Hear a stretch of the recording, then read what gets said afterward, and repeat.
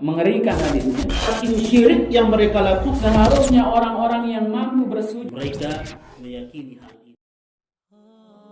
Yang ketiga itu kata penulis adalah al-hasad. Hasad. Hasad itu sekali lagi menjadi bahasan yang kemudian menjadi bahasan inti di dalam urusan-urusan hati supaya hati kita benar-benar bersih. Maka tidak mampu kemudian hati itu akan menjadi suci, hati itu akan menjadi bersih kalau penyakit atau pintu besar syaitan itu masih benar-benar kita buka lebar.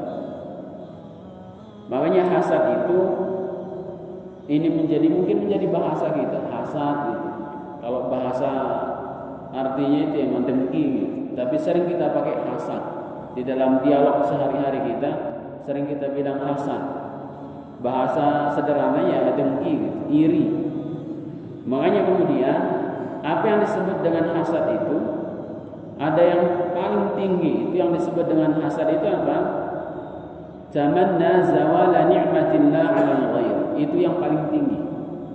Yaitu berharap ya, pelus benci terhadap nikmat yang Allah berikan kepada orang lain ya, supaya itu hilang darinya.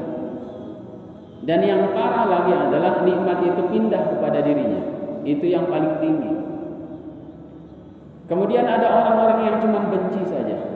Jadi dia tidak berharap itu nikmat itu hilang dari orang lain. Tapi dia benci kalau ada kemudian nikmat dari urusan-urusan dunia ini masuk kepada orang, dia benci sekali. Maka apa kata Ibnu Taimiyah? Walaupun cuma benci saja, itu termasuk yang diharamkan oleh Allah Subhanahu wa taala. Ya, itu yang kemudian termasuk min akbaril kabair, termasuk dosa yang sangat besar. Sebagaimana Abdul Wahab menyebutkan dalam satu kitabnya Al-Kabair, hasad itu menjadi bagian dosa besar hati. Maka ikhwanifillah rahimanallah, hasad itu ternyata penyakit pertama di langit, penyakit pertama di bumi. Makanya maksiat yang mendorong orang melakukannya, yang pertama melakukan maksiat gara-gara hasad itu adalah iblis. Ya, di langit itu kemudian iblis yang pertama kali ya, melakukan dosa gara-gara hasad. Kenapa dia hasad?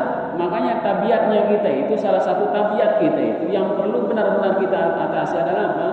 Annal insana yaqrahu ayyafuqahu ahadun min jinsi fi syai' minal fadail. Jadi memang tabiat kita itu agak benci kalau ada orang lebih tinggi dari kita. Dan kita harus benar-benar berhati-hati dari keutamaan-keutamaan begitu. Mesti ada terselip atau lewat gitu.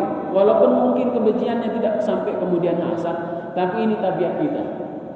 Ini yang kemudian mendorong kita untuk kemudian hasad dalam artian yang termasuk kemudian bagian yang dilarang oleh Allah Subhanahu wa taala. Maka itu yang membawa kemudian iblis atau syaitan itu untuk hasad. Makhluk baru, coba bayangkan Adam alaihissalam, sedangkan iblis itu makhluk lama. Ribuan tahun dia beribadah kepada Allah Subhanahu wa taala.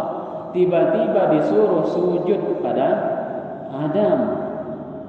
Jadi dia tidak menerima karena apa? Ada yang lebih dari keutamaan Adam. Maksudnya Adam itu dilebihkan oleh Allah Subhanahu wa taala daripada malaikat dan iblis. Itu yang membuat kemudian iblis itu hasad sekali. Ya, dengki sehingga yang kemudian apa? Durhaka kepada Allah Subhanahu